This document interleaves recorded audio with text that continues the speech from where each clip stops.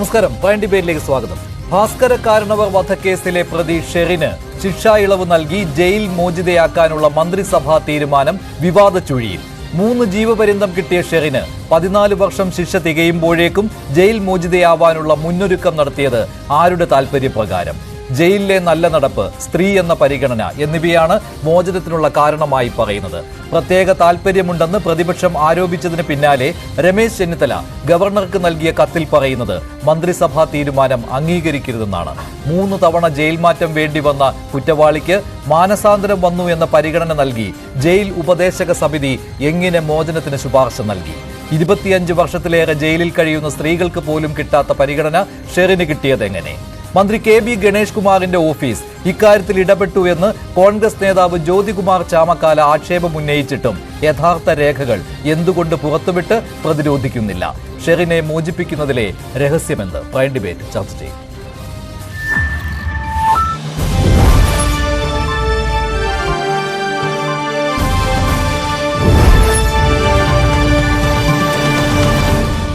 ഡിബേറ്റിൽ Shri Vasanth Thengumpally, Shri MK Haridas, advocate BN Haskar, N Subhash Babu എന്നിവരാണ് ചേരുന്നത്. ആദ്യം അഡ്വക്കേറ്റ് BN ഹസ്കർ, ഇതിപ്പോൾ ഈ ഭാസ്കര കാരണവർ വധവും അതിൽ ഷെറിന് നൽകിയ ശിക്ഷയും ഇതൊന്നും മലയാളികൾ മറന്നിട്ടില്ല. ആ ക്രൂരകൃത്യം ഇതുവരെ മനസ്സിൽ നിന്ന് മാറിയിട്ടില്ല. അതിനു മുൻപ് തന്നെ ശിക്ഷാ ഇളവ് നൽകുന്നു എന്ന വാർത്ത വരുമ്പോൾ അയ്യേ എന്നൊരു തോന്നലാണ് ഉണ്ടാകുന്നത്. എന്തുകൊണ്ട് ഇങ്ങനെ സംഭവിച്ചു? അല്ല മഞ്ജുഷ്, ഇതില് ശിക്ഷ ഇളവിനെ സംബന്ധിച്ച് വളരെ കൃത്യമായി ജയിൽ നിയമങ്ങളിൽ വളരെ കൃത്യമായി മാനദണ്ഡങ്ങൾ പാലിച്ചുകൊണ്ട് വേണം ചെയ്യേണ്ടത് എന്ന് കൃത്യമായി കാര്യത്തിൽ എഴുതി വെക്കപ്പെട്ടിട്ടുണ്ട്. ശിക്ഷ ഇളവിനെ സംബന്ധിച്ച് അർഹതപ്പെടുന്ന വ്യക്തികൾക്ക് അപേക്ഷ നൽകുമ്പോൾ ആ അപേക്ഷ പരിഗണിക്കുന്നതിന് ജയിൽ ഉപദേശക സമിതി കൂടിയിട്ടാണ് ആ തീരുമാനത്തിലേക്ക് എത്തുന്നത്. അതിനു മുമ്പ് 3-4 കടമ്പകൾ കൂടി കടന്നു വേണം ഒരു തടവുകാരന്റെ ശിക്ഷയിൽ റെമിഷനെ സംബന്ധിച്ച് കാര്യങ്ങൾ പരിശോധിക്കപ്പെടുന്നത്. ഒന്നാമതായി സ്ഥലത്തെ പോലീസിന്റെ റിപ്പോർട്ട് ഉണ്ടാവണം, പ്രൊബേഷണറി ഓഫീസറുടെ റിപ്പോർട്ട് ഉണ്ടാവണം, അതുപോലെ നിയമവകുപ്പിന്റെ ശുപാർശ ഉണ്ടാവും. അപ്പോ ഈ 3 കടമ്പകൾ കടന്നതിന് ശേഷം മാത്രമാണ് ജയിൽ ഉപദേശക സമിതി ഈ വിഷയത്തെ സംബന്ധിച്ച് പരിശോധിക്കുകയും പരിശോധിച്ചതിന് ശേഷം ഇക്കാര്യത്തിൽ ഒരു തീരുമാനത്തിലെത്തുകയും ചെയ്യുന്നത്. കേരള പ്രിസൺ സംശുദ്ധീകരണം നിർവഹണ ചട്ടങ്ങളുടെ 21-ാം അധ്യായത്തിൽ 376 മുതൽ 381 വരെയുള്ള വകുപ്പുകൾ പ്രകാരം ഈ നടപടിക്രമങ്ങൾ, ചട്ടങ്ങൾ പ്രകാരമാണ് ഈ നടപടിക്രമങ്ങൾ മുഴുവൻ പാലിക്കപ്പെടുന്നത്. ഇതിൽ ഏതെങ്കിലും തരത്തിലുള്ള അപാകത അല്ലെങ്കിൽ ഏതെങ്കിലും തരത്തിലുള്ള പ്രത്യേക ശുപാർശ ഷെറിന് വന്നിട്ടുണ്ടോ എന്നുള്ളതാണല്ലോ നമ്മുടെ മുന്നിലുള്ള ഏറ്റവും വലിയ സംശയം. 8/8/2024 ആണ് ജയിൽ ഉപദേശക സമിതി റെമിഷന് വേണ്ടി അല്ലെങ്കിൽ ശിക്ഷാ ഇളവിന് വേണ്ടി ശുപാർശ ചെയ്തിട്ടുള്ളത് സർക്കാരിലേക്ക് അയച്ചു. 5.5 മാസക്കാലം എടുത്തിട്ടാണ് മന്ത്രിസഭയ്ക്ക് മുന്നിൽ ഇത് മന്ത്രിസഭ ചർച്ച ചെയ്യുകയും അത്തരം ഒരു ശുപാർശ ഗവർണർക്ക് ഇന്ത്യൻ ഭരണഘടനയുടെ ആർട്ടിക്കിൾ 161 പ്രകാരം ഗവർണറാണ് ശിക്ഷ ഇളവ് നൽകേണ്ടത് എന്നുള്ളത് കൊണ്ട് ഗവർണർക്ക് അയച്ചു കൊടുക്കപ്പെട്ടിട്ടില്ല.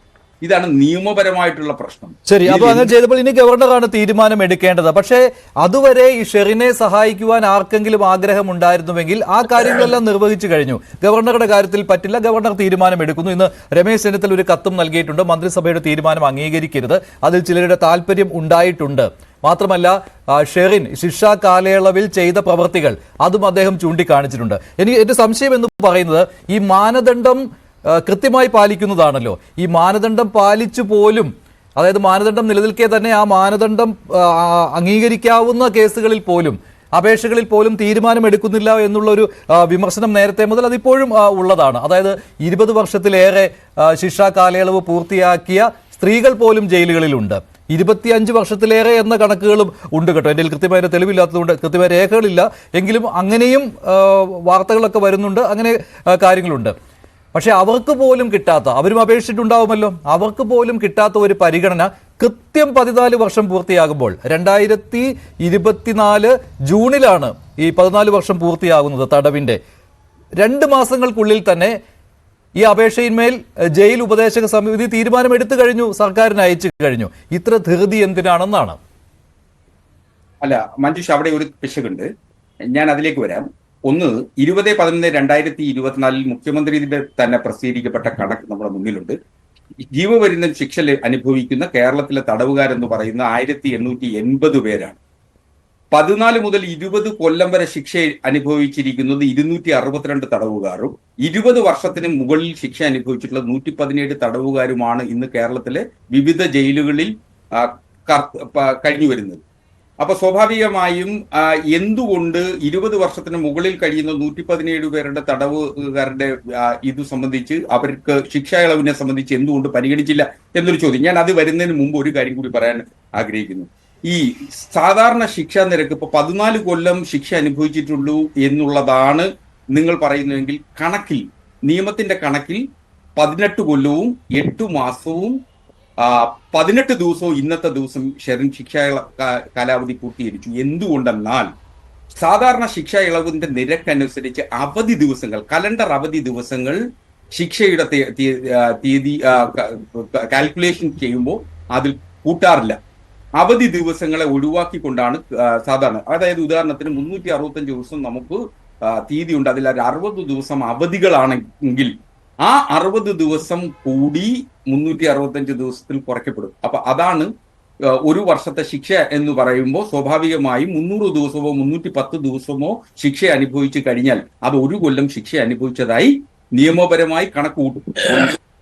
2, നല്ല പെരുമാറ്റത്തിനും ജയിൽ നിയമങ്ങൾ കർശനമായി അനുസരിക്കുന്ന ഒരാൾക്ക് പ്രതിമാസം 2 ദിവസം വീതം ശിക്ഷ ഇളവ് നൽകുന്നതിന് നിയമപരമായ അധികാരമുണ്ട്. അതുപോലെ പ്രയത്നശീലത്തിനും പ്രതിദിനം ഏൽപ്പിക്കുന്ന കർത്തവ്യത്തിന്റെ കൃത്യമായ നിർവഹണത്തിനും പ്രതിമാസം 2 ദിവസം കൂടി തടവുകാരന് സ്വന്തം നിയന്ത്രണത്തിനപ്പുറമുള്ള കാരണങ്ങളിലെ കോടതിയിലായിരിക്കുകയോ ഒരു ജയിലിൽ നിന്ന് മറ്റൊരിടത്തേക്ക് യാത്രയിലായിരിക്കുകയോ ചെയ്താൽ അതും അങ്ങനെയും അവധി ലഭിക്കാനുള്ള സാധ്യതയുണ്ട്.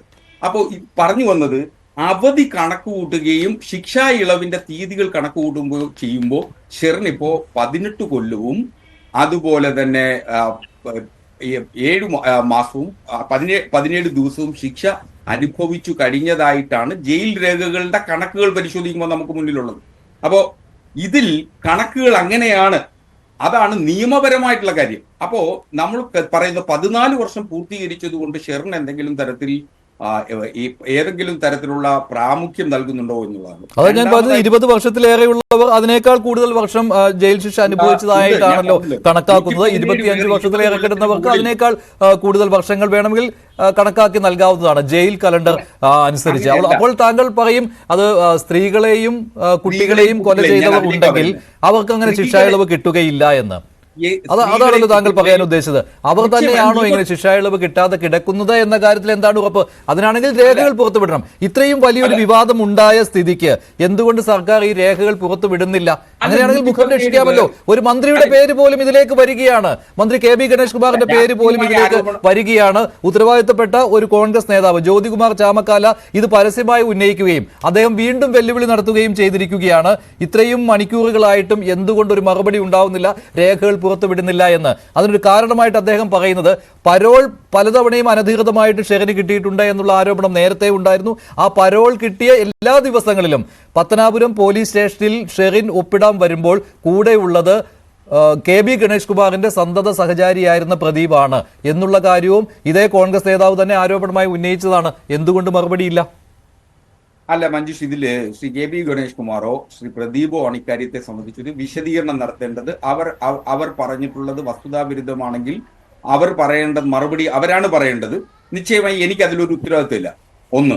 2, ഞാൻ പറയുന്നത് നിയമപരമായിട്ടുള്ള കാര്യങ്ങളും അത് സർക്കാരിന്റെ ഒരു ഉത്തരവാദിത്തമായി മാറുകയാണ് കേട്ടോ. ഈ നിയമങ്ങൾ ഒക്കെ ഉണ്ട്, അത് മാനദണ്ഡം അനുസരിച്ചാണെങ്കിൽ ഇത്ര വലിയ വിവാദമുണ്ടായ സ്ഥിതിക്ക് അതിലൊരു ക്ലാരിഫിക്കേഷൻ സർക്കാരിന്റെ ഭാഗത്തു നിന്ന് ഉണ്ടാകേണ്ടതാണ്. അല്ലെങ്കിൽ ബന്ധപ്പെട്ട ഈ മന്ത്രിയോട്, ഈ ആരോപണം ഉയർന്നിട്ടുള്ള ഈ മന്ത്രിയോട് അത് ക്ലാരിഫൈ ചെയ്യണമെന്ന് ആവശ്യപ്പെടേണ്ടതാണ് മുഖ്യമന്ത്രി. അതും ഉണ്ടായിട്ടില്ല. അതുകൊണ്ടാണ് പൊതുസമൂഹത്തിന് മുന്നിൽ ആ സംശയം നിൽക്കുന്നത്. ശ്രീ വസന്ത് തെഗുംപള്ളി, ഇന്ന് രമേശ് ചെന്നിത്തല ആവശ്യപ്പെട്ടിരിക്കുകയാണ് മന്ത്രിസഭാ തീരുമാനം അംഗീകരിക്കരുതെന്ന്. പക്ഷേ എന്ത് വസ്തുതകളുടെ അടിസ്ഥാനത്തിലാണ് ജ്യോതികുമാർ ചാമക്കാല, അദ്ദേഹം ഉത്തരവാദിത്തപ്പെട്ട കോൺഗ്രസ് നേതാവാണല്ലോ, അദ്ദേഹം ഈ ആരോപണം ഉന്നയിച്ചത്? പത്തനാപുരത്ത് KB ഗണേഷ് കുമാറിനെതിരെ മത്സരിച്ച് തോറ്റയാളാണ് ജ്യോതികുമാർ ചാമക്കാല.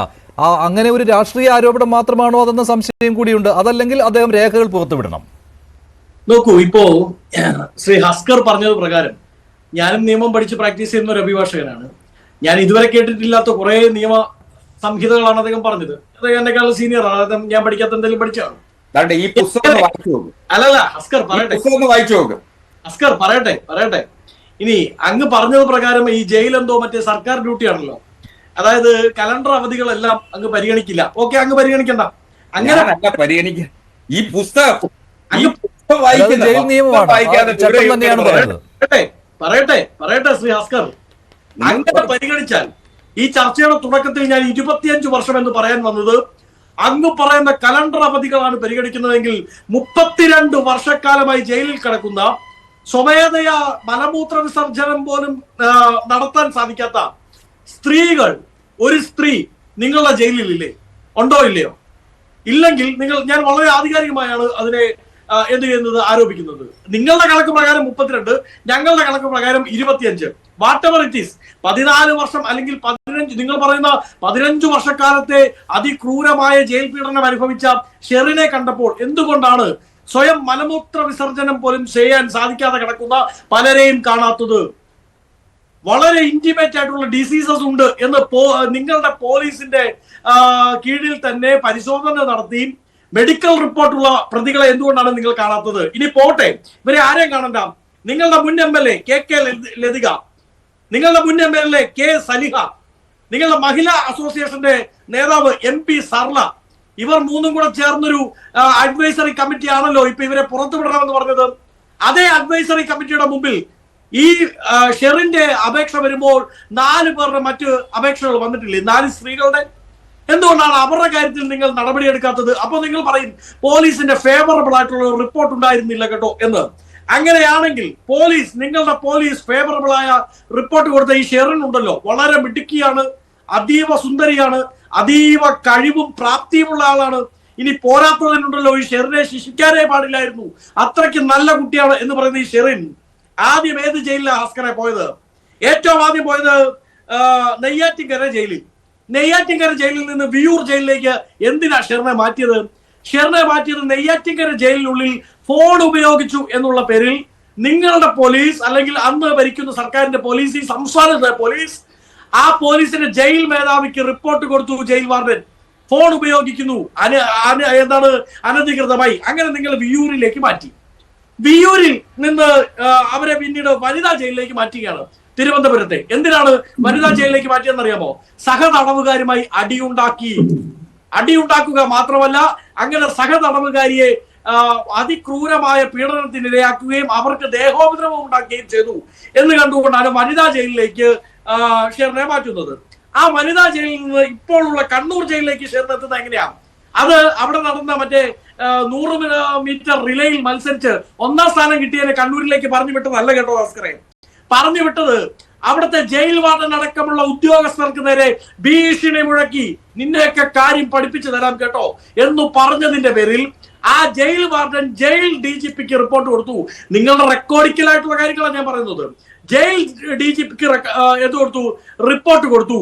ജയിൽ വാർഡനോട് നിന്നെയൊക്കെ പണി ഞാൻ കാണിച്ചു തരാം എന്ന് പറഞ്ഞ് ഭീഷണിപ്പെടുത്തുകയും അവർക്ക് നേരെ കയർത്ത് സംസാരിക്കുകയും അവർ അസൈൻ ചെയ്ത ഒരു കാര്യവും ചെയ്യാതെ ഇരിക്കുകയും ചെയ്തതിന്റെ പേരിൽ ഒടുക്കം നിങ്ങൾ കണ്ണൂരിലേക്ക് മാറ്റി. ഞാൻ നേരത്തെ പറഞ്ഞ പോലെ റിലേ മത്സരത്തിൽ 1ാം സ്ഥാനം കിട്ടിയതിനെ മാറ്റിയതല്ല.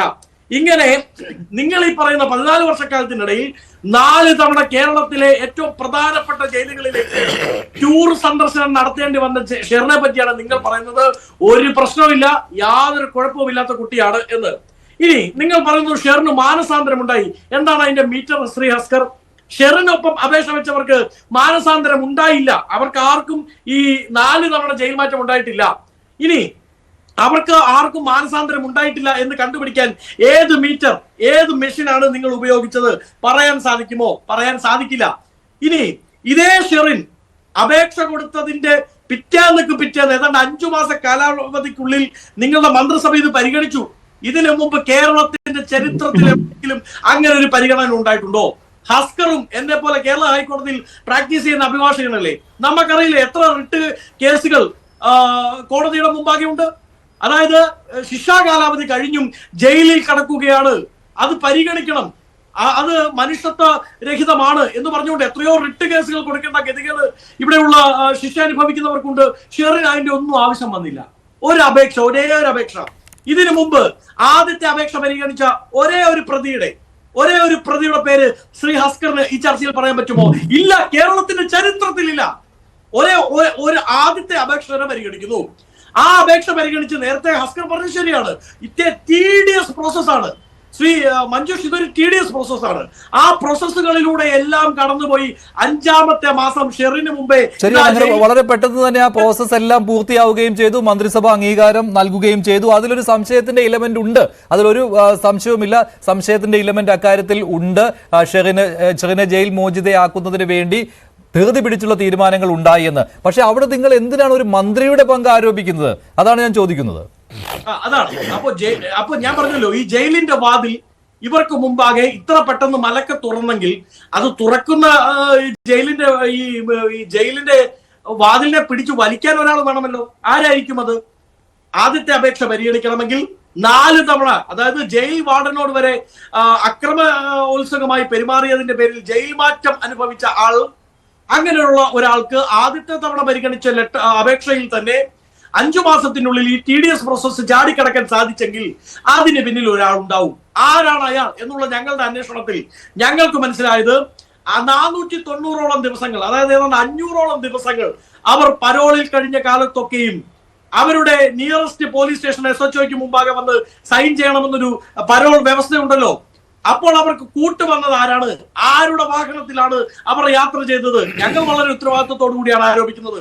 അല്ലെങ്കിൽ ഈ ആരോപണം ശ്രീ ജ്യോതികുമാർ ചാമക്കാല, കേരള പ്രദേശ് കോൺഗ്രസ് കമ്മിറ്റിയുടെ ജനറൽ സെക്രട്ടറി ആരോപിച്ചിട്ട് 24 മണിക്കൂർ കഴിഞ്ഞില്ലേ?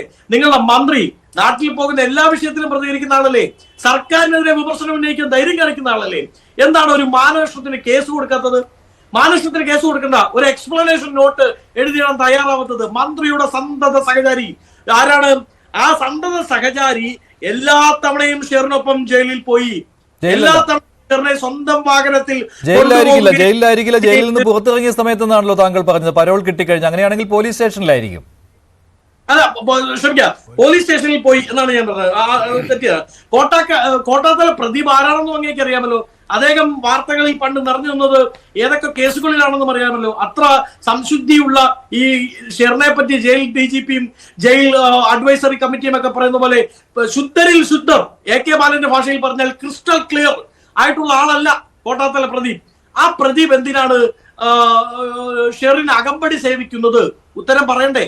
കാരണവർ വധക്കേസിൽ പ്രതി ചേർക്കപ്പെട്ട് സ്വന്തം ഇന്റൻഷൻസ് സംരക്ഷിക്കാൻ വേണ്ടി, അവിഹിത ബന്ധം സംരക്ഷിക്കാൻ വേണ്ടി, ആ അവിഹിത ബന്ധത്തിന്റെ മുമ്പോട്ട് പോകലിന് വേണ്ടി കാരണവരുടെ സ്വത്തടിച്ചു മാറ്റാൻ വേണ്ടി ഒരു പാവം മനുഷ്യനെ കൊലയ്ക്ക് കൊടുത്തൊരു സ്ത്രീ, ആ സ്ത്രീക്ക് എന്തിനാണ് അകമ്പടി സേവിക്കുന്നത് മന്ത്രിയുടെ കിങ്കരൻ എന്നുള്ളതിന്റെ ഉത്തരം പറയണ്ടേ?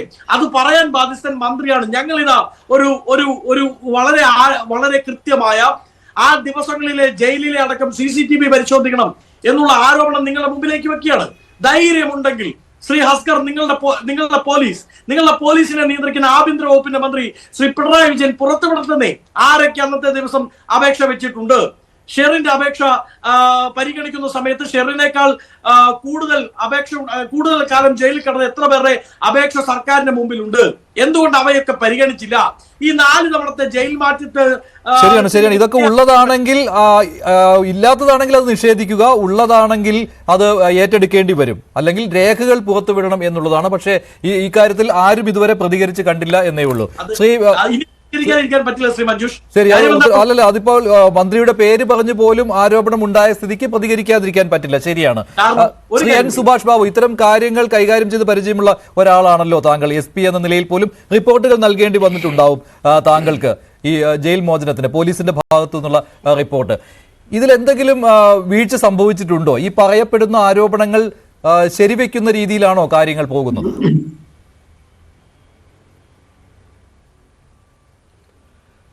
ഇത് സാധാരണഗതിയിൽ പോലീസിൻ്റെ റിപ്പോർട്ട് വേണമെന്നൊരു വ്യവസ്ഥയുണ്ട്. അത് പോലീസ് മിക്കവാറും അത് ഇല്ല എന്നായിരിക്കും എഴുതി കൊടുക്കുന്നത്. അല്ലെങ്കിൽ അവരുടെ സമ്മർദ്ദത്തിൻ്റെ പേരിൽ മാത്രമേ പോലീസ് എഴുതി കൊടുക്കൂ. അല്ലാണ്ട് എന്തായാലും ശരി ഒരു പ്രതിയെ റിലീസ് ചെയ്യാൻ വേണ്ടി സാധാരണഗതിയിൽ പോലീസ് റെക്കമെൻഡ് ചെയ്യാറില്ല. അത് ഒന്നാമത്തെ. രണ്ടാമത്തെ എന്ന് പറഞ്ഞാൽ പ്രൊബേഷൻ ഓഫീസർ എന്ന് പറഞ്ഞാൽ അവിടെ അവരുടെ ജയിലിൻ്റെ നിയന്ത്രണത്തിലുള്ള ഒരു ഓഫീസറെ പറ്റിയിട്ടാണ് റിപ്പോർട്ട് കൊടുക്കേണ്ടത്. പിന്നെ അവരുടെ സൽസ്വഭാവം ഉറപ്പുവരുത്തുന്നതിന് എല്ലാ ജയിലിലും ഒരു പണിഷ്മെൻറ്റ് രജിസ്റ്ററുണ്ട്. ആ പണിഷ്മെൻറ്റ് രജിസ്റ്ററിൽ ഓരോ സമയത്ത് ഇവർ ചെയ്യുന്ന കുറ്റങ്ങൾ എന്താണെന്നും അതിനവിടെ നൽകിയ പണിഷ്മെൻ്റ് എന്നാണ് രേഖപ്പെടുത്തിയിട്ടുണ്ടാകും. ഈ രേഖ പ്രധാനമായിട്ടും ഇത് പിന്നെ റിപ്പോർട്ട് കൊടുക്കുന്ന അവസരത്തിൽ, അതല്ല ഇനിയിപ്പം അതിനെപ്പറ്റി ഏതെങ്കിലും കമ്മിറ്റി പരിഗണിക്കുകയാണെങ്കിൽ ഈ രേഖകളൊക്കെ പരിശോധിക്കണം എന്ന് ആണ് സാധാരണ നിർദ്ദേശങ്ങളുള്ളത്. അത് പരിശോധിച്ചില്ലയോ നമുക്കറിയാൻ പറ്റില്ല.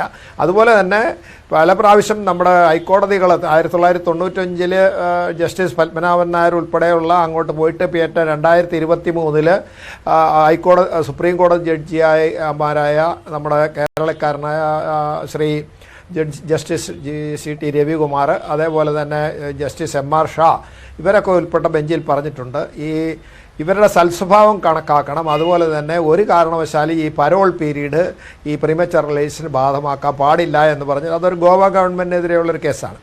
അതേപോലെ തന്നെ നമ്മുടെ ഇവിടെയും ഇതേമാതിരി പറഞ്ഞിട്ടുണ്ട്, ഏതെങ്കിലും രീതിയിൽ ഇങ്ങനെയുള്ള ആളുകൾക്ക് കൊടുക്കുകയാണെങ്കിൽ അത് ജുഡീഷ്യസ് ആയിരിക്കണം. അതുപോലെ തന്നെ ഡിസ്ക്രിമിനേഷൻ, വേർതിരിവ് പാടില്ല. അതേപോലെ തന്നെ നിർബന്ധമായിട്ടും ഇതൊരു ന്യായമായിട്ടും ഈ വ്യക്തിയുടെ സ്വൽസ്വഭാവം ഉറപ്പുവരുത്തുന്ന രീതിയിലുള്ള സുതാര്യത ഇതിനകത്തിലുണ്ടാവണം. ജയിൽ മാറ്റം വേണ്ടി വന്നിട്ടുണ്ട്.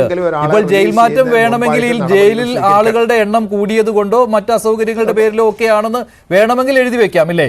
ജയിൽ ഉപദേശക സമിതിക്ക് വേണമെങ്കിൽ ആ രീതിയിലുള്ള റിപ്പോർട്ടും നൽകാം, ഇല്ലേ? ചെയ്യാം. പക്ഷേ അത് സാധാരണ ഇപ്പം മുൻപ് ഈ ഉണ്ടാകുന്ന പ്രശ്നങ്ങൾ ഇപ്പം പിന്നെ വനിതാ ജയിലിൽ നിന്നൊക്കെ മറ്റ് വേറൊരു തടവുകാരിയെ മർദ്ദിച്ചു, ഉദ്യോഗസ്ഥരെ ഭീഷണിപ്പെടുത്തി. എനിക്ക് തോന്നുന്നത് അതൊക്കെ അവിടുത്തെ ഈ രജിസ്റ്ററിനകത്ത് രേഖപ്പെടുത്തിയിട്ടുണ്ടാവും. കാരണം അവർ സാധാരണഗതിയിൽ അപ്പം തന്നെ അതിനകത്ത് എഴുതി വെക്കും. കാരണം എന്താണെന്ന് വെച്ചാൽ ഇല്ലെങ്കിൽ തിരിച്ചടിക്കരുതല്ലോ എന്ന് വിചാരിച്ചിട്ട് അവരുടെ സുരക്ഷിതത്തിന് വേണ്ടിയിട്ട് ഓരോ നടപടികളും വരുന്ന അവസരത്തിൽ കൃത്യമായിട്ട് എഴുതാറുണ്ട്. എൻ്റെ അനുഭവത്തിൽ അങ്ങനെയാണ്. കാരണം അത് ഇടപെട്ടാലും ഇടപെട്ടില്ലെങ്കിലും ശരി, അവരത് എഴുതിയില്ലെങ്കിലും എന്താ പറയുക, ഇത് എപ്പോഴെങ്കിലും ഇവരുടെ പേരിലേക്ക് നടപടി വരും. അത് വരുന്നതിന് അതിനെ ഡിഫെൻഡ് ചെയ്യാൻ വേണ്ടിയിട്ടുള്ളതാണ് അവർ സാധാരണ എഴുതി വെക്കാറുള്ളത്. അത് ആധികാരികമായ ഒരു രേഖയാണ്. ആ രേഖ പരിശോധിക്കേണ്ടതായിട്ടാണ്. അത് പരിശോധിച്ച് മാത്രമേ ഇത് ചെയ്യാൻ പാടുള്ളൂ എന്ന് പറയുന്നുണ്ട്. അതുപോലെ തന്നെ ഈ ഡിസ്ക്രിമിനേഷൻ, ഇപ്പം നേരത്തെ പറഞ്ഞ് 25 കൊല്ലം ആളൊക്കെ ഉണ്ടെന്ന് പറഞ്ഞ് അവരെ അത് ഡിസ്ക്രിമിനേഷനാണല്ലോ തീർച്ചയായിട്ടും. അത് തരുന്നില്ലെങ്കിൽ അവരോട് പറയാം. അവർക്കിപ്പോൾ 14 വർഷം കഴിഞ്ഞ് അർഹതയുണ്ടെങ്കിൽ അവരോട് അങ്ങോട്ട് പറയണം. ഈ പ്രൊബേഷൻ ഓഫീസർ എന്ന് പറയുന്ന ആൾ ജയിൽ ഉദ്യോഗസ്ഥൻ്റെ പണി അത് തന്നെയാണ്. അവർക്ക് അനുകൂലമായിട്ട് ഏതെങ്കിലും നിയമവ്യവസ്ഥയുണ്ട് അത് അവർക്ക് പറഞ്ഞു കൊടുത്ത് അവരെ കൊണ്ടത് ചെയ്യിക്കാൻ ശ്രമിക്കണം എന്ന് തന്നെയാണ് പറയുന്നത്. അപ്പോൾ അതൊന്നും ഇവിടെ ഉണ്ടാകാത്ത രീതിയിൽ ഈ ഒരു കേസിൽ മാത്രം. അതുപോലെ തന്നെ ഈ പരോളുള്ള സമയം ഏതാണ്ട് 500 ദിവസത്തോളം ഉണ്ട്. 500 ദിവസം ഇതിന് പരിഗണിക്കരുത്. 14 വർഷം കൃത്യമായിട്ട് പൂർത്തീകരിക്കണം. അതിന് കുറേ കണക്കുകളൊക്കെ ഉണ്ട്. ഞാൻ നേരത്തെ ശ്രീ മഞ്ജുഷിനോട് പറഞ്ഞിരുന്നു, ഈ കണക്കിനകത്തുള്ള കൃത്രിമങ്ങളാണ് ഇത് നടക്കുന്നത്. ഇതൊക്കെയൊന്നും ജനങ്ങളെ സംബന്ധിച്ചിടത്തോളം ഹോളിഡേ ബാധകമല്ല. അതുപോലെ തന്നെ സൽസ്വഭാവം ഉണ്ടെങ്കിൽ 2 ദിവസം മാസത്തെ കുറയ്ക്കാം. അതുപോലെ തന്നെ ജോലി കൃത്യമായിട്ട് ചെയ്ത് കഴിഞ്ഞ് ഇതൊന്നും ചെയ്തില്ല എന്നാണ് അവർ പറയുന്നത്. അവരുടെ രേഖ എങ്ങനെയാണ്? പിന്നെ ആ രീതിയിലുള്ള എലിജിബിലിറ്റി ഒന്നും ഇവർക്ക് സാധാരണഗതിയിൽ നമ്മൾ അറിയുന്ന റിപ്പോർട്ട് അനുസരിച്ച് അവർക്ക് ബാധകമാണോ എന്ന് എനിക്ക് തോന്നുന്നില്ല. എന്തായാലും ശരി, ഗവർണറുടെ അടുത്ത് ചെല്ലണം. ഗവർണറുടെ അടുത്ത് ചെല്ലുന്ന അവസരത്തിൽ ഇതൊക്കെ പരിശോധിച്ചില്ല എന്ന് ആരെങ്കിലും റിപ്പോർട്ട് കൊടുക്കുകയാണെങ്കിൽ അദ്ദേഹം അത് പരിശോധിക്കാനൊക്കെ സാധ്യതയുണ്ട്. അങ്ങനെയാണെങ്കിൽ അവിടുന്ന് അത് ഒഴിവാക്കപ്പെടും എന്നാണ് എനിക്ക് തോന്നുന്നത്. അതല്ലെങ്കിൽ കോടതിയെ സമീപിക്കാം, ഗവർണറെ സമീപിക്കാം, കോടതിയെ സമീപിക്കാം, ഗവൺമെൻറ്റിനെ തന്നെ. ഇതിനിപ്പം ഗവർണർ ഉത്തരവ് വരുന്നതിന് മുമ്പ് തന്നെ ഗവൺമെൻറ്റിനെ സമീപിക്കാം. ഗവൺമെൻറ് വേണമെങ്കിൽ ഗവർണറുടെ അടുത്തുനിന്ന് അത് മടക്കി വാങ്ങാം. അപ്പോൾ ഏതെങ്കിലും നടപടികൾ സ്വീകരിക്കുക. എന്തായാലും ഈ കേസിൽ ശക്തമായ നിയമപരമായ എതിർപ്പുകളുണ്ടാവും. ആ എതിർപ്പുകൾ ഉണ്ടാവുന്ന വർഷത്തിൽ അത്ര പെട്ടെന്ന് ചിലപ്പോൾ ഇത് ചെയ്യുമെന്ന് എനിക്ക് തോന്നുന്നില്ല. തീരുമാനം, മന്ത്രിസഭാ തീരുമാനം ചിലപ്പോൾ പിടിച്ചുവെക്കാനുള്ള സാധ്യതയുണ്ട്. ഗവർണറാണ് അതിൽ തീരുമാനം എടുക്കേണ്ടത്. ശ്രീ MK ഹരിദാസ്, ഹസ്കർ ഇവിടെ ന്യായങ്ങൾ ഉന്നയിച്ചിരുന്നു. അതിൽ ഒരു തരത്തിലുള്ള ഇടപെടലും ഉണ്ടായിട്ടില്ല. ജയിൽ ചട്ടങ്ങൾ പാലിച്ചുകൊണ്ട് തന്നെ മന്ത്രിസഭയ്ക്ക് കിട്ടിയ ശുപാർശ മന്ത്രിസഭ അംഗീകരിക്കുകയായിരുന്നു, ഗവർണർക്ക് വിട്ടു, സ്വാഭാവികമായ പ്രോസസ്സിലൂടെ കടന്നു പോവുകയായിരുന്നുവെന്ന്. അങ്ങനെ വെറുതെ അങ്ങ് വിശ്വസിക്കാൻ പറ്റുന്നതാണോ? ഈ ഭാസ്കര കാരണവർ വധക്കേസിലെ കുറ്റവാളിയായ ഷെറിൻ ഈ കഴിഞ്ഞ 14 വർഷവും കേരളീയ സമൂഹത്തിൽ കാട്ടിക്കൂട്ടിയ വിക്രിയകൾ? അങ്ങനെയല്ലാതെ പറഞ്ഞാൽ അടുത്ത ചർച്ചയ്ക്ക് ഇടതുപക്ഷ നിരീക്ഷകൻ എന്ന് പറഞ്ഞിട്ട് അസ്കറിനെ മഞ്ജുഷിന് കിട്ടുമോ? അപ്പോ അസ്കർ പറയുന്നത്, അസ്കറിന് അങ്ങനെ പറഞ്ഞു കഴിഞ്ഞാൽ ഇടതുപക്ഷ നിരീക്ഷകനായിട്ടുള്ള ഒരു സ്ഥാനം കിട്ടും, പാർട്ടിയെ ന്യായീകരിച്ചാലേ അങ്ങനെ കിട്ടും. അത് കാരണം കൊണ്ട് അതിൽ വലിയ അത്ഭുതമൊന്നുമില്ല. പക്ഷെ എന്നെ അത്ഭുതപ്പെടുത്തുന്ന മറ്റൊന്നുമല്ല. ഇപ്പൊ ഈ അസ്കർ പറയുന്ന കഥ കൂട്ടി വായിച്ചു കഴിഞ്ഞാൽ കൃത്യമായിട്ട് ഈ സ്ത്രീ ഈ 14 കൊല്ലവും 18 ദിവസവും ജയിൽ ശിക്ഷ അനുഭവിച്ചു എന്നുള്ള ഒരു കൃത്യമായ നോട്ടം ജയിലിന് പുറത്ത് നടത്തിക്കൊണ്ടാണ് ഇവരെ പുറത്തേക്ക് ഇറക്കാൻ വേണ്ടിയിട്ട്. കാരണം ഇവരെവിടെയും അപേക്ഷ വെച്ചതായിട്ട് ഇതുവരെ ഞാൻ കേട്ടിട്ടില്ല. ഈ ഷെറിൻ എന്ന് പറയുന്ന കൊടും കുറ്റവാളി എനിക്ക് വിടുതൽ തരണം എന്നുള്ള ഒരു അപേക്ഷയുടെ പുറത്തല്ല ഈ സംഭവം അത് അപേക്ഷ വെച്ചിട്ടുണ്ടാകുമല്ലോ സ്വാഭാവികമായിട്ടും.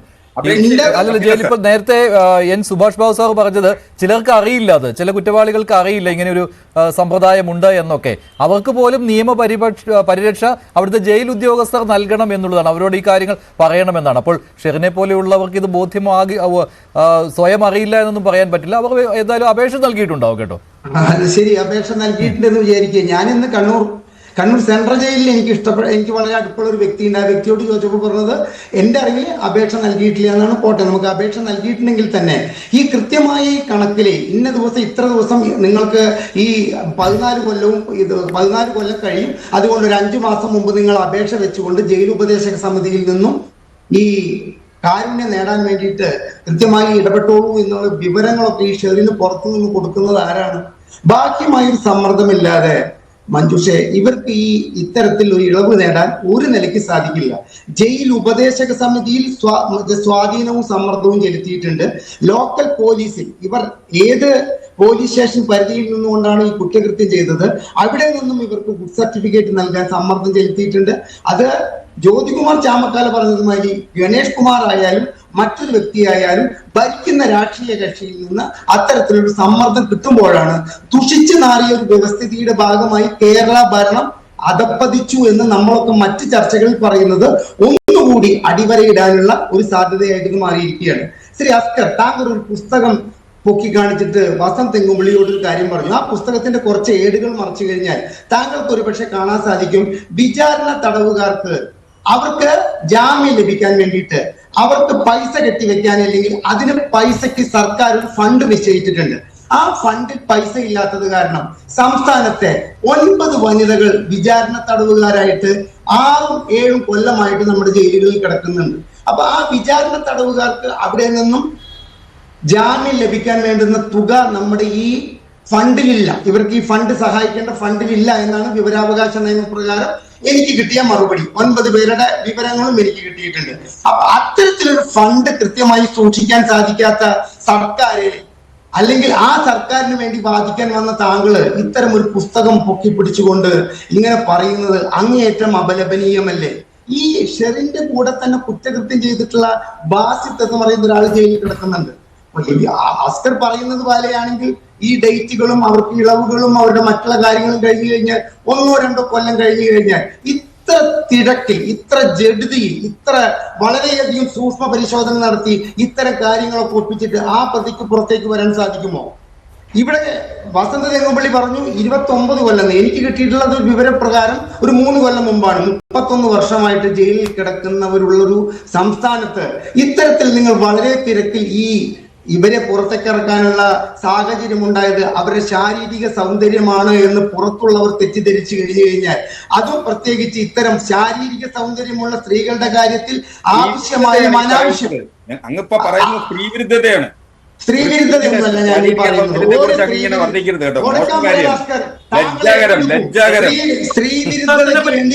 സ്ത്രീവിരുദ്ധതയ്ക്ക് വേണ്ടി എനിക്ക് സംസാരിക്കും എന്ന് പറഞ്ഞിട്ട് ഒരു വക്കാലത്ത് ഏറ്റെടുത്തുകൊണ്ട് എന്റെ പേരിൽ കേസ് കൊടുക്കും. അല്ലാതെ എന്തൊരു ക്വാളിറ്റിയുടെ പേരിലാണ്, എന്തൊരു മെഷർമെന്റിന്റെ കാലിബർ വെച്ചാണ് ഇവർക്ക് ഇത്തരത്തിലുള്ള ആനുകൂല്യം നൽകിയെന്ന് ഈ മാനസാന്തരമൊക്കെ എന്ത് പാരാമീറ്റർ അനുസരിച്ചാണ് ഷെറിന് നൽകുന്നത്?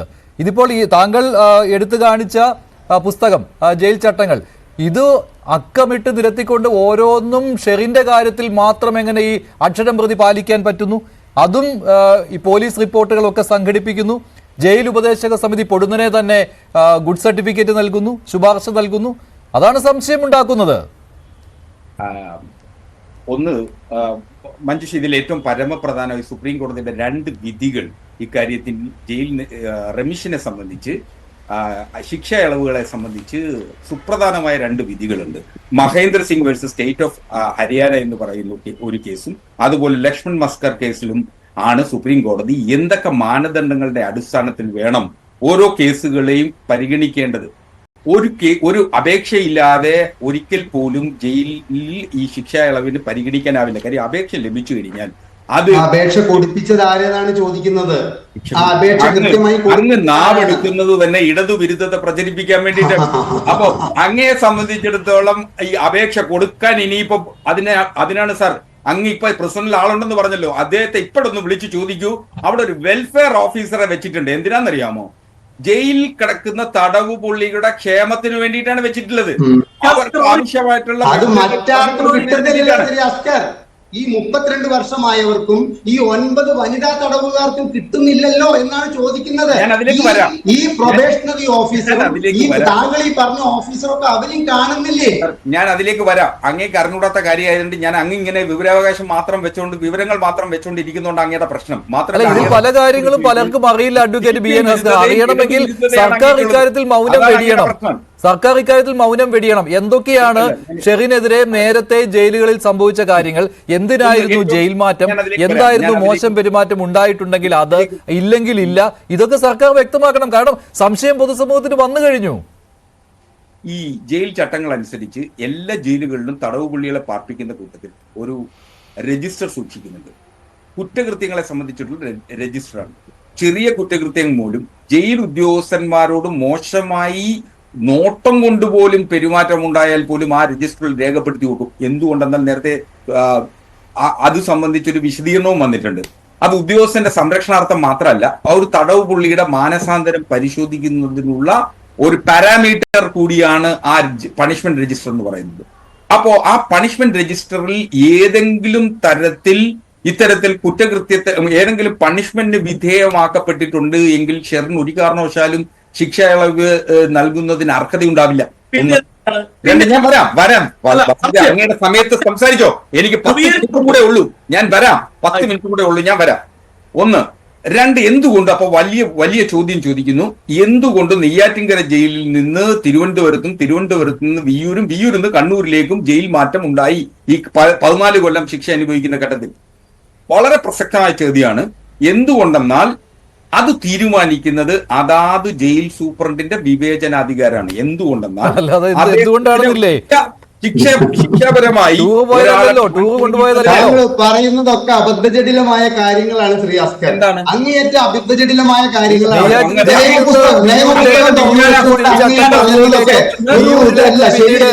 കണ്ണൂർ വനിതാ ജയിലിലേക്കുമൊക്കെ വിനോദയാത്ര പോയതല്ലല്ലോ. അല്ല മഞ്ജുഷി, തടവ് പുള്ളികളെ സംബന്ധിച്ചിടത്തോളം പലപ്പോഴും തടവിനുള്ളിൽ നടക്കുന്ന ഒരുപക്ഷെ സൗകര്യ കുറവുകൾ മൂലവും അവരുടെ നല്ല പ്രവൃത്തികൾ മൂലവും ഒക്കെ തന്നെ തടവ് പുള്ളികളെ മറ്റ് ജയിലുകളിലേക്ക് മാറ്റി പാർപ്പിക്കാറുണ്ട്. തടവ് പുള്ളികളുടെ എണ്ണം വർദ്ധിക്കുന്ന സാഹചര്യത്തിൽ തടവ് പുള്ളികളുടെ എണ്ണക്കുറവുള്ള സ്ഥലങ്ങളിലേക്ക് തടവ് പുള്ളികളെ മാറ്റാറുണ്ട്. അതൊരു സാധാരണ സംഭവമാണ്. പക്ഷേ ഷെറിന്റെ കാര്യത്തിൽ അതൊക്കെയാണോ അഡ്വക്കേറ്റ് ബി എൻ ഹസ്കർ? ഞാൻ പറയട്ടെ, ഞാൻ ക്രിമിനൽ കോടതികളിൽ പ്രാക്ടീസ് ചെയ്യുന്ന 4 നൂറ്റാണ്ടോളം പ്രാക്ടീസ് ചെയ്യുന്ന അഭിഭാഷക പരിചയത്തിന്റെ കൂടി അടിസ്ഥാനത്തിലാണ് ഞാനിത് പറയുന്നത്. അപ്പോ ഇതിൽ പലപ്പോഴും ഇത്തരത്തിൽ മാറ്റപ്പെടാറുണ്ട്. ഒരുപക്ഷെ എന്റെ ശിക്ഷിക്കപ്പെട്ട ഒരു പ്രതി തിരുവനന്തപുരം ജയിലിൽ കിടക്കുകയാണെങ്കിൽ 2 മാസം കഴിഞ്ഞ് അയാൾ ഫോൺ ചെയ്യുമ്പോൾ അയാൾ വിയ്യൂർ ജയിലിലായിരിക്കും.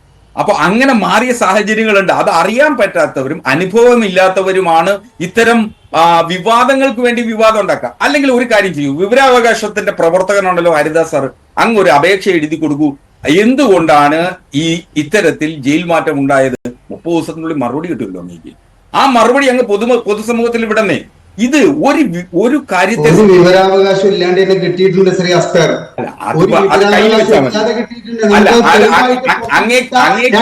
ഉദ്യോഗസ്ഥരെ ജോലി പോവും, 2-3 ഉദ്യോഗസ്ഥരുടെ കുടുംബം അനാഥമാകും. പേര് ഞാൻ പറയാം. അതല്ല, പക്ഷെ അവരുടെ ജോലി പോവും. അല്ലല്ല, അങ്ങ് ചെയ്യേണ്ടത് എന്താ? വസ്തുതാപരമായി ഒരു വിഷയത്തെ സമീപിക്കുമ്പോൾ വസ്തുതകളുടെ അടിസ്ഥാനത്തിൽ സംസാരിക്കണം. ഊഹാപോഹങ്ങളുടെയും കെട്ടുകഥകളുടെയും അങ്ങേക്കുടെ പ്രശ്നം എന്താ?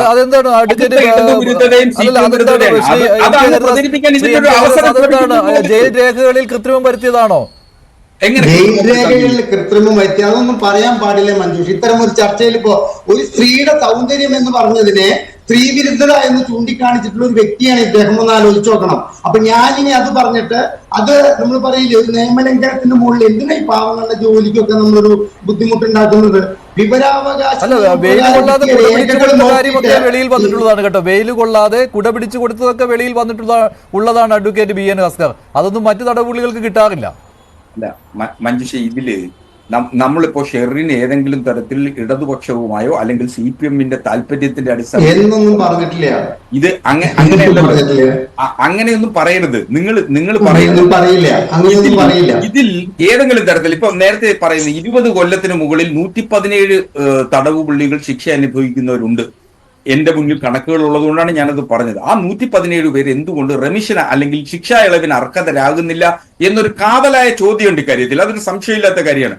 എന്തുകൊണ്ടെന്നാൽ ഇപ്പൊ കുട്ടികളുടെയും സ്ത്രീകൾക്കെതിരെയുള്ള കുറ്റകൃത്യങ്ങളിൽ ശിക്ഷിക്കപ്പെട്ടിട്ടുള്ള പ്രതികളെ സംബന്ധിച്ചിടത്തോളം, ആ കുറ്റവാളികളെ സംബന്ധിച്ചിടത്തോളം ഒരു തരത്തിലും ശിക്ഷാ ഇളവിന് അർഹരല്ല.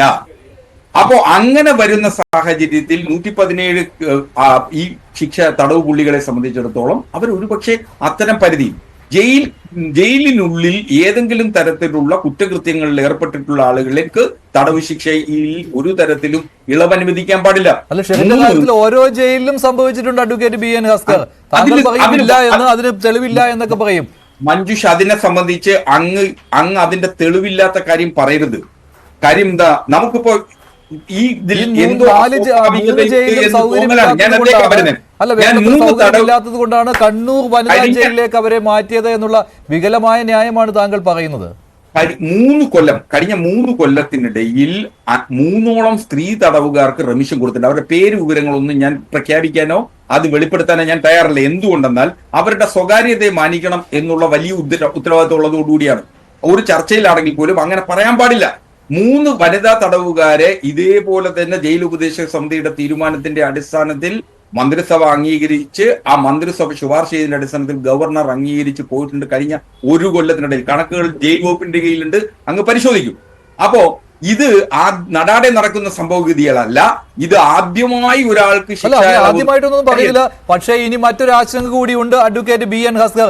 TP ചന്ദ്രശേഖരൻ വധക്കേസിലെ പ്രതികളെ പോലും നിങ്ങൾ വെളിയിൽ വിടും. അപ്പോഴും പറയും നിങ്ങൾ ഈ പറഞ്ഞ കാര്യങ്ങളൊക്കെ തെറ്റാണ്. ജയിലിൽ ഒരു മൊബൈൽ ഫോണും ഉപയോഗിച്ചിട്ടില്ല, ഒരു ഉദ്യോഗസ്ഥനെതിരെയും ഒന്നും ചെയ്തിട്ടില്ല, ജയിലിൽ അടിപിടി ഉണ്ടാക്കിയിട്ടില്ല, വിയൂരിൽ നിന്ന് കണ്ണൂരിലേക്ക് കൊണ്ടുപോയത് അത് ജയിലിലെ അസൗകര്യം കാരണമാണ്. ഇതൊക്കെ അന്നും പറയരുത്. അല്ല, TPയുടെ വധവുമായി ബന്ധപ്പെട്ട് ശിക്ഷ അനുഭവിക്കുന്ന ശിക്ഷാപ്രതികളെ സംബന്ധിച്ച് വളരെ കൃത്യമായി കേസുകൾ എടുത്തിട്ടുണ്ട്. ജയിലിനുള്ളിൽ തല്ലുണ്ടാക്കിയാൽ ജയിൽ ഉദ്യോഗസ്ഥന്മാർ കൃത്യമായി അത് സംബന്ധിച്ച് കേസെടുക്കും. അത്തരത്തിൽ ഏതെങ്കിലും തടവ് പുള്ളികൾ അനധികൃതമായി ഏതെങ്കിലും സാധനം ജയിലിലേക്ക് കടത്തിയിട്ടുണ്ടെങ്കിൽ അതിനെ സംബന്ധിച്ചും കേസെടുക്കും.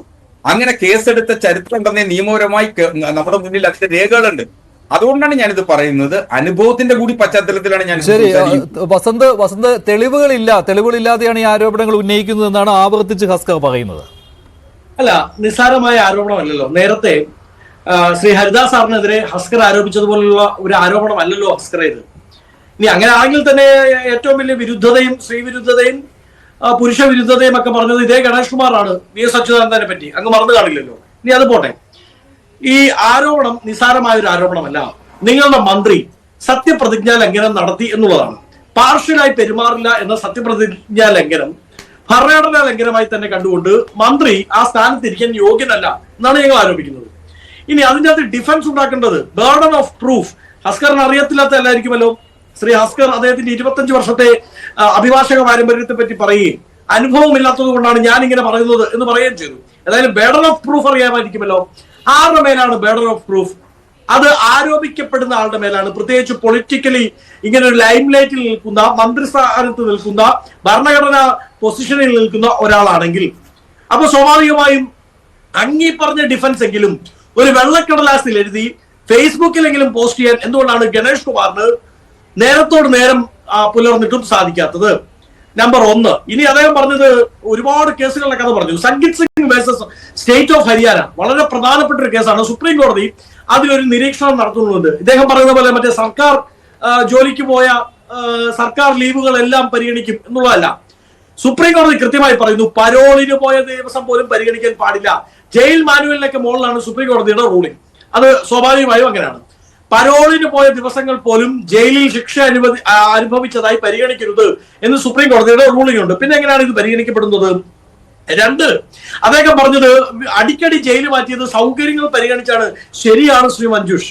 കാര്യം ഈ വനിതാ ജയിലുണ്ടല്ലോ, തിരുവനന്തപുരത്തെ വനിതാ ജയിലിൽ നിന്ന് കണ്ണൂരിലെ വനിതാ ജയിലിലേക്ക് അവരെ മാറ്റുന്നത് അവർ അവിടുത്തെ മേലുദ്യോഗസ്ഥയോട് വനിതാ ജയിലിലെ ഉദ്യോഗസ്ഥയോട് തട്ടിക്കയറുകയും നിന്നെ ശരിപ്പെടുത്തി കളയും, അതാണ് ഭാഷ, ശരിപ്പെടുത്തി കളയുമെന്ന് ഭീഷണിപ്പെടുത്തുകയും ചെയ്തതിന് പുറത്താണ്. എന്തിനാണ് അവർ ഭീഷണിപ്പെടുത്തിയതെന്ന് അറിയാമോ? ഇവിടുത്തെ സൗകര്യങ്ങൾ പോരത്രേ, അവർക്ക് സൗകര്യങ്ങൾ പോരാ എന്ന് പറഞ്ഞ് അവർ ജയിൽ മേധാവിയോട്, ജയിലിലെ ഉദ്യോഗസ്ഥയോട് തട്ടിക്കയറുമ്പോൾ അവരെ കൂടുതൽ സൗകര്യമുള്ള ജയിലിലേക്ക് മാറ്റുകയാണ് ചെയ്തത്. നോക്കൂ, അവിടുത്തെ ജയിൽ മേധാവിയോട് ഒരു പ്രതി തട്ടിക്കയറുകയാണ്, എനിക്കിവിടെ സൗകര്യമില്ല എന്ന് പറഞ്ഞ് അവർ തട്ടിക്കയറുകയും ആ ജയിൽ ഉദ്യോഗസ്ഥ ജയിൽ DGPക്ക് രേഖാമൂലം പരാതി നൽകിയിട്ടുണ്ട്. വരും ദിവസങ്ങളിൽ ഞങ്ങളത് പുറത്തുവിടും. പുറത്തുവിടാത്തത് നേരത്തെ ശ്രീ ഹരിദാസ് സാർ അടക്കം പറഞ്ഞതുപോലെ പലരുടെയും അന്നത്തിൽ കയറി തുടർന്നല്ലോ എന്നോർത്തിട്ടാ. ഇനിയും വാശി പിടിപ്പിച്ചല്ല അത് പുറത്തുവിടാമെന്നേ. നിങ്ങളെ ജയിൽ DGPക്ക് ആ പരാതി വന്നിട്ടില്ലേ? ഒന്ന് പരിശോധിച്ച് നോക്കണം ഭാസ്കർ. ആ പരാതി കൊടുത്ത ഉദ്യോഗസ്ഥ അതേ ജയിലിൽ നിൽക്കുമ്പോ എന്തായിരുന്നോ ഷെറിൻ ആവശ്യപ്പെട്ടത്, അതേ രീതിയിൽ തിരുവനന്തപുരത്തെ വനിതാ ജയിലിനേക്കാൾ സൗകര്യമുള്ള കണ്ണൂർ ജയിലിലേക്ക് അവരെ മാറ്റി. അവർക്ക് സുഖ സൗകര്യങ്ങൾ ചെയ്തു കൊടുത്തു. ഒടുക്കം കണ്ണൂർ ജയിലിൽ എത്തിയതിനു ശേഷം അവർക്കെതിരെ പരാതി ഉണ്ടായില്ല. എന്തുകൊണ്ടാണെന്ന് അറിയാമോ? കണ്ണൂർ ജയിലിൽ ഇവർക്ക് വേണ്ട സൗകര്യങ്ങൾ ചെയ്തു കൊടുക്കാൻ അതിനുള്ളിൽ ആളുണ്ടായിരുന്നു. വളരെ ആധികാരികതയോടും എല്ലാ പൊളിറ്റിക്കൽ റെസ്പോൺസിബിലിറ്റിയോടും കൂടിയാണ് ഞാൻ ഇത് ആരോപിക്കുന്നത്. അതായത് നെയ്യാറ്റിൻകരയിൽ കിട്ടാത്ത സൗകര്യം, വിയൂരിൽ കിട്ടാത്ത സുഖം, വനിതാ ജയിലിൽ കിട്ടാത്ത ആനന്ദം കണ്ണൂർ ജയിലിലെത്തിയപ്പോൾ ഷെറിന് കിട്ടി. എന്തുകൊണ്ടാ? കണ്ണൂർ ജയിലിനുള്ളിൽ ഉദ്യോഗസ്ഥരിൽ ചിലർ CPM-ന് വേണ്ടി, ഈ മന്ത്രിസഭയിലെ ചില മന്ത്രിമാർക്ക് വേണ്ടി അച്ചാരപ്പണി എടുക്കുന്നവരായിരുന്നു. അവർ ഷെറിന് സൗകര്യങ്ങൾ ചെയ്തു കൊടുത്തു. ഷെറിന് പിന്നീട് പ്രശ്നമില്ല. നെയ്യാറ്റിൻകരയിൽ പ്രശ്നം ഉണ്ടാക്കിയ, വിയൂരിൽ പ്രശ്നം ഉണ്ടാക്കിയ, വനിതാ ജയിലിൽ പ്രശ്നം ഉണ്ടാക്കിയ ഷെറിന് കണ്ണൂർ ജയിലിൽ സുഖം, പരമാനന്ദം, പരമസുഖം, അങ്ങനെ പരമസുഖം അനുഭവിച്ച് കിടക്കുമ്പോഴാണ് നമ്മൾ എവിടെ, എനിക്ക് സംശയമുണ്ട്, ഈ ജയിലിന്റെ മുമ്പിൽ മറ്റേ ഈ കൗണ്ട് ഡൗൺ മെഷീൻ വല്ലതും വെച്ചിട്ടുണ്ടോ? ഈ സ്ത്രീ ഈ ഷെറിൽ ഇതിന്റെ ഉള്ളിലേക്ക് കടന്ന ദിവസം തൊട്ട് കൗണ്ട് ഡൗൺ 1 2 3 സാൻഡിങ്ങനെ താഴോട്ട് വീഴുന്നത് പോലെ കറക്റ്റ് അവസാനത്തെ 000 അടിച്ചപ്പോളെ ജയിൽ മേധാവി ഇറങ്ങി ഓടി. ഇതാ ഷെറിനെ ഒരു പേപ്പറിൽ ഒരു ഒപ്പിട്ട് നമുക്കൊരു അപേക്ഷ കൊടുത്തേക്കാം. ആ അപേക്ഷ പരിഗണിക്കാൻ വേണ്ടി CPM-ന്റെ മുൻ MLA-മാർ KK ലതീകയും KK സലിഹയും ഒരുമിച്ചിരുന്നിട്ട് അവരെന്ത് ചെയ്തു? ഇത് വളരെ ന്യായമാണ്, കാരണം അവർ ശരിക്കും പറഞ്ഞാൽ ഷെറിനെ ഉപദ്രവിച്ചതായിരിക്കാം, അല്ലെങ്കിൽ കാരണം അവർ സ്വയം കുത്തി ചത്തതായിരിക്കാം എന്ന് കണ്ട് ഈ കമ്മിറ്റി ഉണ്ടല്ലോ, നമ്മുടെ ഈ പണ്ടത്തെ ബാലൻ സഖാവിന്റെ തീവ്രത അളക്കുന്ന കമ്മിറ്റി, ഷെറിൻ മാനസാന്തരപ്പെട്ടു എന്ന് അങ്ങ് തീരുമാനിച്ചു. എന്നിട്ട് ആർക്ക് റിപ്പോർട്ട് കൊടുക്കുന്നു? സർക്കാരിന് കൊടുക്കുന്നു. ഏതെങ്കിലും ഹസ്കർ നേരത്തെ പറഞ്ഞു ഇത് കൊടുക്കണ്ടേ, ഇത് മനുഷ്യാവകാശപരമല്ലേ? അങ്ങനെയാണെങ്കിൽ ഹസറിനെ ഞാൻ വെല്ലുവിളിക്കുകയാണ്. ആദ്യ അപേക്ഷയിൽ ശിക്ഷാ ഇളവിന്, റെമിഷൻ ഓഫ് സെന്റൻസിന് ആദ്യ അപേക്ഷ പരിഗണിക്കപ്പെട്ട്, ഈ കേരള ചരിത്രത്തിൽ അങ്ങനെ ഇല്ല എന്നാണ് ഞാൻ പറയുന്നത്. വേണ്ട, ഇനി നിങ്ങളുടെ 7 വർഷക്കാലത്തിനിടയിൽ ആദ്യ അപേക്ഷ പരിഗണിക്കപ്പെട്ട് പുറത്തു വന്ന ഒരാൾ, പുരുഷനാവട്ടെ സ്ത്രീ ആവട്ടെ, സ്ത്രീയും വേണ്ട പുരുഷനും ആയിക്കോട്ടെ, ഒരാളുടെ പേര് പറയാൻ നിങ്ങൾക്ക് പറ്റുമോ? പറ്റില്ല. 5 മാസത്തിനുള്ളിൽ ആ റെമിഷൻ ഓഫ് സെന്റൻസ് പെറ്റീഷൻ അല്ലെങ്കിൽ അപേക്ഷ പരിഗണിക്കപ്പെട്ട് പുറത്തു വന്ന, അല്ലെങ്കിൽ പുറത്തു വരാൻ പോകുന്ന ഒരാളെ നിങ്ങൾക്ക് ചൂണ്ടിക്കാണിക്കാൻ സാധിക്കുമോ? നിങ്ങളുടെ രാഷ്ട്രീയ കൊലയാളികളുണ്ടല്ലോ, അവർക്ക് പോലും ആ സുഖ സൗകര്യം കിട്ടിയില്ല. ശരി, ശ്രീ സുഭാഷ് ബാബു, ശരിയാണോ വസന്ത് പറയുന്ന ഈ കാര്യങ്ങൾ താങ്കൾക്കും ബോധ്യമുള്ള കാര്യങ്ങളാണോ? ഇതുപോലെയാണോ കാര്യങ്ങൾ പോകുന്നത് ഈ ജീവപര്യന്തം തടവുകാരെ മോചിപ്പിക്കുന്നതിൽ?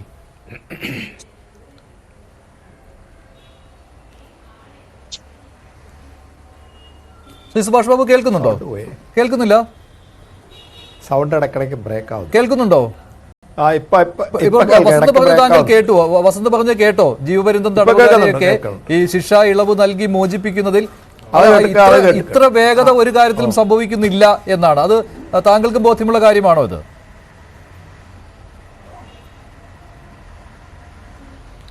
അല്ല, അത് ഇതൊക്കെ സാധാരണ പതുക്കെ പല അപേക്ഷകൾ കൊടുത്ത് ആദ്യത്തെ അപേക്ഷ സാധാരണ രീതിയിൽ എൻ്റർടൈൻ ചെയ്യാറില്ല.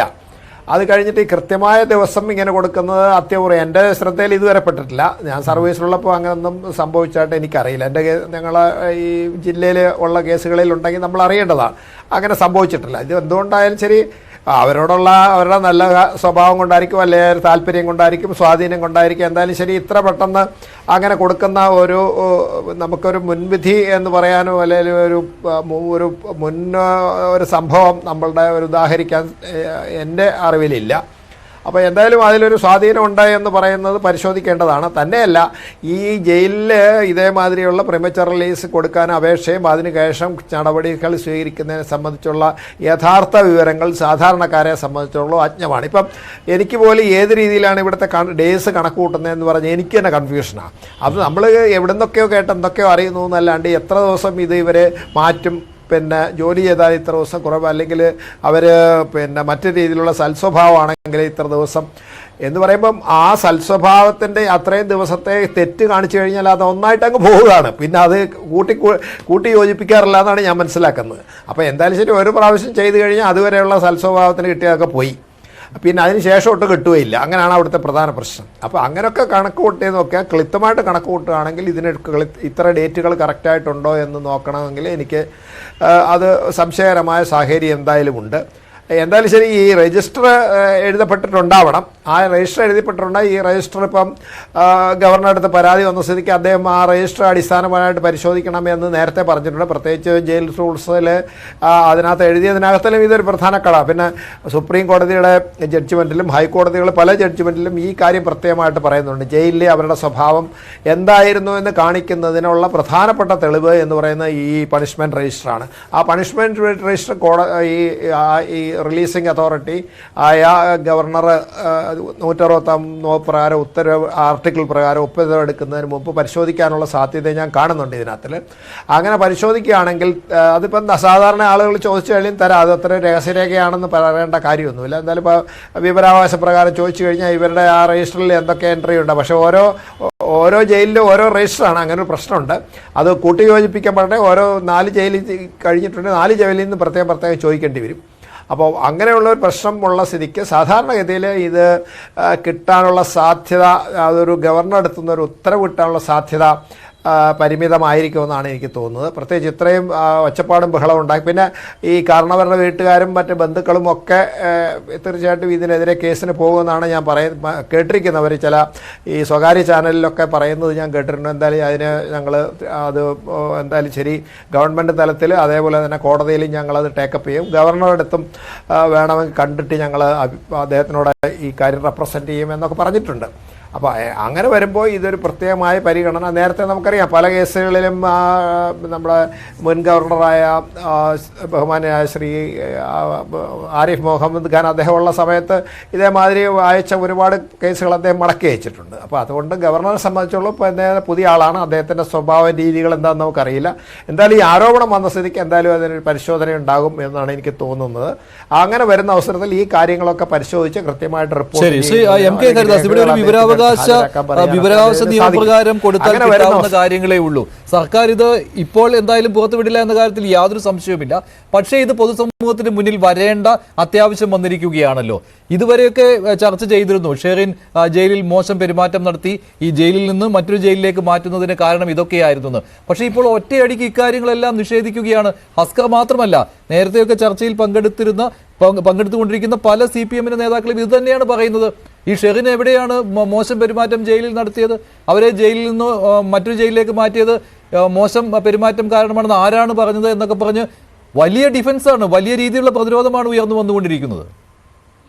എന്റെ മഞ്ജുഷെ, ജയിൽ നിയമങ്ങൾ പാലിച്ചുകൊണ്ടൊരു തടവുകാരിയായിട്ട് ജയിലിൽ കിടക്കുകയായിരുന്നില്ല ഷെറിന്റെ നിയമങ്ങൾ എന്താണോ അത് പാലിക്കപ്പെടാൻ വേണ്ടിയിട്ട് ജയിൽ അധികൃതർക്ക് പുറമേ നിന്നും സമ്മർദ്ദം ചെലുത്തുന്ന ഒരു അന്തരീക്ഷമായിരുന്നു കേരളത്തിലെ.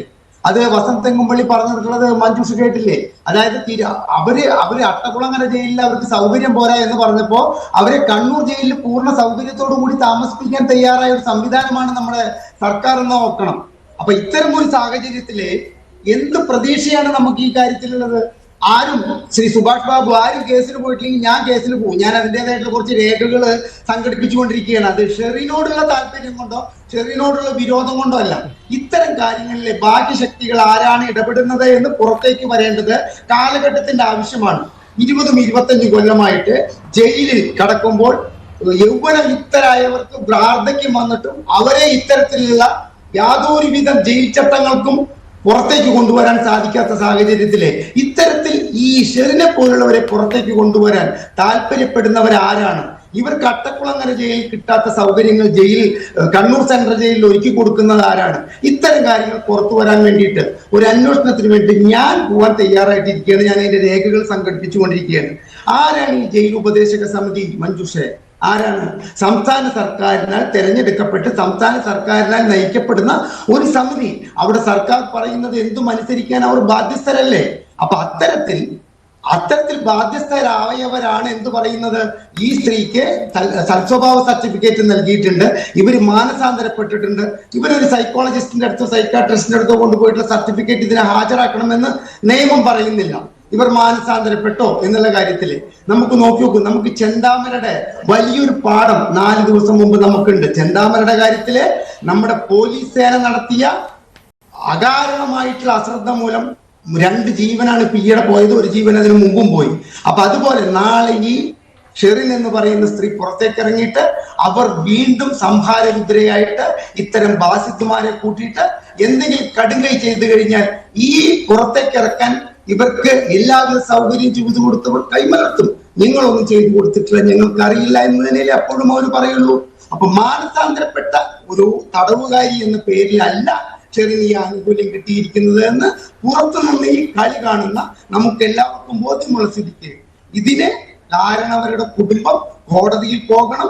ഇത്തരത്തിലുള്ള ഒരു വിധത്തിലുള്ള നമ്മൾ പറയുന്ന ഇളവുകൾ നൽകി കൊടും കുറ്റവാളികളെ പുറത്തേക്ക് ഇറക്കിയാൽ അത് നികുതിദായകർക്ക് ഉണ്ടാക്കാവുന്ന ആപത്തിനെ കൂടി മനസ്സിലാക്കിയിട്ട്, അല്ലെങ്കിൽ നാളെ കുറ്റം ചെയ്യാൻ പ്രേരണയുള്ള ഒരു വ്യക്തിയിലേക്ക് കുറച്ചു കാലം കഴിഞ്ഞു കഴിഞ്ഞാൽ ഇപ്പൊ കണ്ടില്ലേ എന്താണ് ഈ കഷായം കുടിപ്പിച്ച് ഗ്രീഷ്മ പറഞ്ഞത്? എന്താ, ഞാൻ ഇത്ര കൊല്ലം കഴിഞ്ഞ് കഴിഞ്ഞ് പുറത്തേക്ക് ഇറങ്ങും എന്നൊരു വിശ്വാസത്തിലായിരുന്നു. പക്ഷെ വിധി മറിച്ചായി പോയി. അപ്പൊ ആളുകൾക്ക് തോന്നുകയാണ് നമുക്ക് പുറത്ത് സ്വാധീനം ചെലുത്താൻ ആൾക്കാരുണ്ടെങ്കിൽ നമുക്കൊരു കൃത്യസമയം കഴിഞ്ഞു കഴിഞ്ഞാൽ എന്ത് കുറ്റകൃത്യവും ചെയ്ത് പുറത്തേക്ക് വരാമെന്നുള്ളൊരു തോന്നൽ ഉളവാക്കും വിധം ഷെറിനെ പുറത്തേക്ക് വിടുമ്പോൾ സർക്കാർ ഒരു നല്ല സന്ദേശമല്ല നൽകുന്നത്. ഇവിടെ ഗവർണർ ആരിഫ് മുഹമ്മദ് ഖാൻ ആയിരുന്നുവെങ്കിൽ നമുക്ക് പ്രതീക്ഷയ്ക്ക് വകയുണ്ടായിരുന്നു. ഇപ്പോഴത്തെ ഗവർണർ സർക്കാരുമായി സമരസപ്പെട്ട് മുൻപോട്ട് പോകുമ്പോൾ ഇത്തരത്തിലുള്ള ഒരു ഉത്തരവിൽ ഒപ്പിടാതിരിക്കുകയില്ല എന്ന് തന്നെയാണ് എന്റെ വിശ്വാസം. അങ്ങനെ വന്നാൽ അത് വലിയൊരു ആപത്തിലേക്ക് വിരൽ ചൂണ്ടുന്ന ഒരു ഒപ്പിടലായിരിക്കും എന്നാണ് എനിക്ക് പറയാൻ. ശരി, ഞാൻ ചർച്ച അവസാനിപ്പിക്കുകയാണ്. നന്ദി ചർച്ചയിൽ പങ്കെടുത്ത എല്ലാവർക്കും. എന്തായാലും ഇക്കാര്യത്തിൽ ഭാസ്കരക്കാരനവർ വധക്കേസിലെ 1ാം സാക്ഷി തന്നെ നിയമ നടപടികളിലേക്ക് പോകുമെന്ന് നേരത്തെ തന്നെ പറഞ്ഞിട്ടുണ്ട്. അതിനാൽ തന്നെ ഇക്കാര്യത്തിൽ ഒരു നിയമ പോരാട്ടവും പ്രതീക്ഷിക്കാം. നന്ദി ചർച്ചയിൽ പങ്കെടുത്ത എല്ലാവർക്കും. ഇന്നത്തെ ചോദ്യം ഇതായിരുന്നു: ഷെറിനെ മോചിപ്പിക്കുന്നതിൽ സർക്കാരിന്റെ ഇടപെടലോ? സർക്കാരിന്റെ ഇടപെടൽ ഉണ്ടെന്ന് 91% പ്രേക്ഷകരും.